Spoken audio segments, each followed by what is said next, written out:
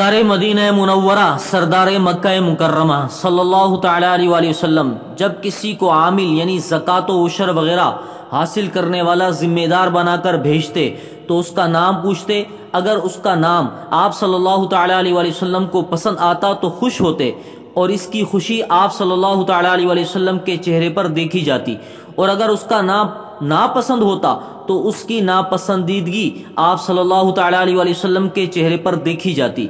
علماء فرماتے ہیں کہ اپنی اولاد کے نام اچھے رکھو، نام کا اثر نام والے پر پڑتا ہے، برے نام والے کو لوگ اپنے پاس نہیں بیٹھنے دیتے، اچھے نام والے کے کام بھی انشاءاللہ عز و جل اچھے ہوں گے۔ نام کسی بھی آدمی کی شخصیت کا اہم حصہ ہوتا ہے جس سے وہ پہچانا اور پکارا جاتا ہے۔ گھر، خاندان، محلے، اسکول، مدرسے، جامعہ، بازار اور دفتر میں نام ہی اس کی شناخت ہوتا ہے، جس طرح کہ کتاب کا نام اس کی شناخت ہوتا ہے۔ کئی مرتبہ نام گھریلو ماحول اور تہذیبی روایات کی عکاسی بھی کرتا ہے۔ نام اچھا ہو تو انسان کا ضمیر اسے اچھا کام کرنے کی ترغیب دیتا رہتا ہے۔ بچے کے پیدا ہوتے ہی اس کا نام رکھنے کے لیے غور و فکر شروع ہو جاتا ہے۔ ایسے میں باپ کو چاہیے کہ اپنے بچے کا اچھا نام رکھے، کہ یہ اس کی طرف سے اپنے بچے کے لیے پہلا اور بنیادی تحفہ ہوتا ہے جسے بچہ عمر بھر اپنے سینے سے لگائے رکھتا ہے۔ سرکار مدینہ منورہ سردار مکہ مکرمہ صلی اللہ تعالی علیہ وآلہ وسلم نے فرمایا، اول ما ينحل الرجل ولدہ اسمہ فلیحسن اسمہ، یعنی آدمی سب سے پہلا تحفہ اپنے بچے کو نام کا دیتا ہے، اس لیے چاہیے کہ اس کا نام اچھا رکھے۔ بچوں کا نام رکھنا اتنا اہم ہے کہ جو بچے ماں کے پیٹ میں ضائع ہو جائیں ان کا بھی نام رکھنے کی تاکید کی گئی ہے۔